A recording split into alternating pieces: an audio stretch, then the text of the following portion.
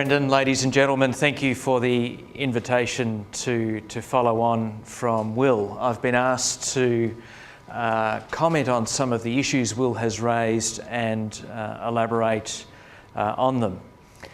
I come to the issue of climate change having undertaken a lot of work in my career on biodiversity conservation and on sustainable management of freshwater systems, both as a resource for people but also as a very important habitat. Will has many strengths to his bow, and one of them is some of the work he has done with colleagues looking at what are some of the biophysical boundaries that might exist on the planet that create an area within them that form a safe living space for humanity. And Will and his colleagues identified 9 potential areas where there are limits to the amount of resources humanity can exploit or degrade until we cross key thresholds. And so they show here those 9 sectors, and they include a number of the ones that we would all expect, like climate change and biodiversity loss. In green, they have estimated the thresholds beyond which they can go, and in red they show their advice on how far humanity has trespassed upon those thresholds. And one of the more surprising things for many people is that there's a number of sectors here that most people have never heard of, yet are at or above the thresholds that Will and colleagues considered safe in terms of excessive emissions of nitrogen and phosphorus through things like burning fossil fuel, but particularly through use of agricultural chemicals. Now, I raise this because in Will's excellent presentation, he has outlined the difficulty in terms of managing this sector here in terms of climate change, one planetary boundary, and he's outlined the considerable complexity of the issues, the difficulty in terms of challenging the belief systems of people, of governments, and developing a common understanding and an agreement for change. Much of my research is asking the question, well, if we take strong action in one of these sectors, do we support or hinder action to sustainably manage some of these other sectors within planetary boundaries? And there's many alternative discourses in the world about the issues considered important and the priority they should be afforded. This is just one. The Earth's human population is due to increase from around 7 billion to around 9 or 10 billion people. We need to feed those people. There are a lot of starving people now. And this is an assessment that was undertaken by the Comprehensive Assessment of Water Management and Agriculture on how much water is needed to grow the food to keep everybody safe and healthy. And so this is the amount of water that is currently exploited today in agriculture. In a business as usual situation, this is the amount of water that would be needed to feed the world's future population. And with some interventions, this is the kind of increase in terms of water supply that would be needed. And so you can see here that action to feed the world's population results in trespassing on another of the planetary boundaries, but has knock-on effects. There's more fertiliser needed here to grow food, nitrogen and phosphorus. There's energy needed to pump water that will generate greenhouse gas emissions. And so there's clearly the potential for considerable conflict here between the sort of action that Will has outlined is necessary to conserve climate change and another objective that many of us would share, which is to feed the world's population.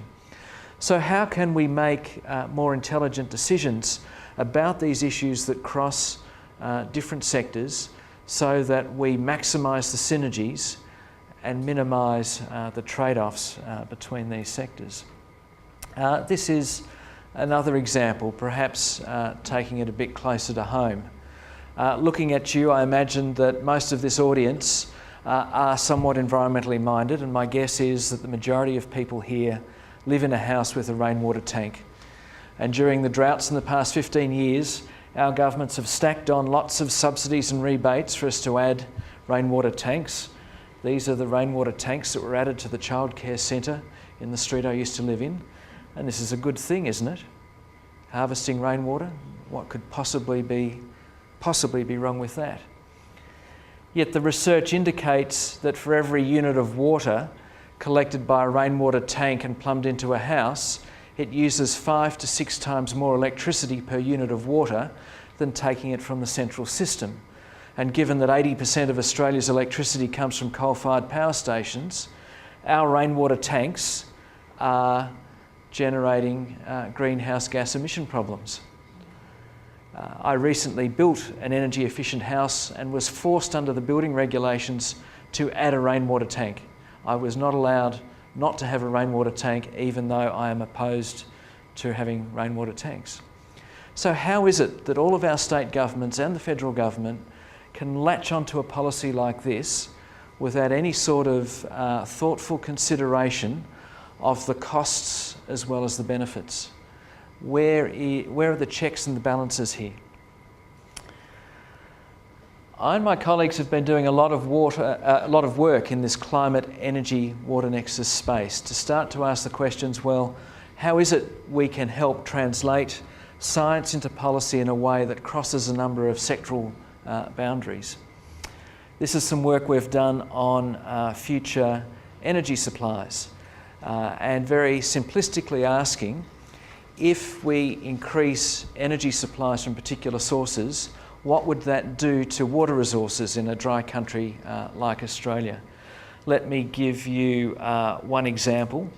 There are a number of very well-meaning organisations proposing that Australia rely extensively on concentrated solar thermal power stations in remote areas in Australia, places like Mount Isa, Cloncurry, those sorts of places. And that would be excellent in terms of reducing our reliance on coal-fired power. Yet the volume of water consumed as part of the cooling cycle, the steam generation cycle of those solar thermal meaning water, power stations is quite significant in relatively water-scarce areas. Now, there are solutions, but they need to be thought of. And so what we're suggesting here, for example, is that rather than the usual metric of electricity per unit cost or carbon sequestered per unit cost, we start to diversify the sorts of metrics we're using in comparing different technology choices. In this case, electricity cost, electricity generated per volume of water used. And this really gets down to a very common challenge we face in society, in our governments, even, dare I suggest, in our universities. How do we integrate knowledge across different sectors like climate, energy, water, or other silos like biodiversity, to hit that sweet spot where we can have maximum benefits and minimum adverse effects? The research I've been doing suggests that there's sort of 4 key ways forward. And one is better knowledge to inform decisions, as Will has discussed in his roles in different Australian government bodies, and is perhaps the role of universities like Griffith. Certainly there are also opportunities for technological advances, ways in which we can find technologies that offer us some of those synergistic outcomes that we're looking for. The third one I think is an important one, and that is that in our concern to do things like reduce greenhouse gas emissions and establish a pricing mechanism on carbon, we have to make sure that that carbon pricing signal links harmoniously with other natural resource management signals, such as water markets. And at the moment we face a situation where many of our major electricity generators are not part of the water markets in the river basins that they are located in, and they have no price signal to both reduce greenhouse gas emissions as well as conserve water supplies. So some simple interventions there that might help.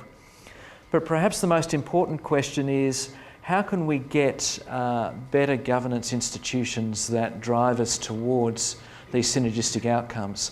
And I think Will has outlined a number of very good examples. In my research, I've looked at sort of 5 elements that might add up to governance structures that drive us towards those synergies. And one of those is leadership. And after a few false starts, actually having the leaders of a number of political parties in Australia come together with the Multi-Party Committee on Climate Change and agree that there should be some common action on climate change is a real example of leadership. Another question is the legal mandates. Often some of the failures to link synergistic actions across sectors like electricity and water are because our laws don't give the bodies responsible the power to think about what's happening in another sector. And to give you a really ridiculous example, in California, their Public Utilities Commission in regulating electricity prices isn't allowed to consider whether those has ruled that the electricity companies can't pay for water demand management activities, even though that would conserve electricity and reduce greenhouse gas effects in the water used by those companies. Then there is the question of how do we get governments to work better? And one question is, how do you get governments to work across different departments and come up with policies that don't satisfy just the water department or the climate change department or the energy department, but add up to a more complete package? Are there structures in government that drive those change? And similarly, between our federal, state and local governments, Will's talk, I think, emphasised the importance of local governments in terms of adaptation. Yet there are relatively few structures in our system of government in Australia that regularly link the actions of our federal, state and local governments to drive those synergies. And perhaps the 5th element is most important, and that is the independent feedback institutions, the independent assessments, the independent monitoring and reporting, and the public participation. And I think what Will's talk for me really emphasised is the value of these independent bodies like the Climate Change Commission, like the authority that he finished his talk talking about, in terms of being outside some of the main departments of government, but offering rigorous advice that feeds into better government decision making as a way of providing a second avenue to get it right, to identify the emerging knowledge and make change. So on that note, Brendan, I might close. Thank you.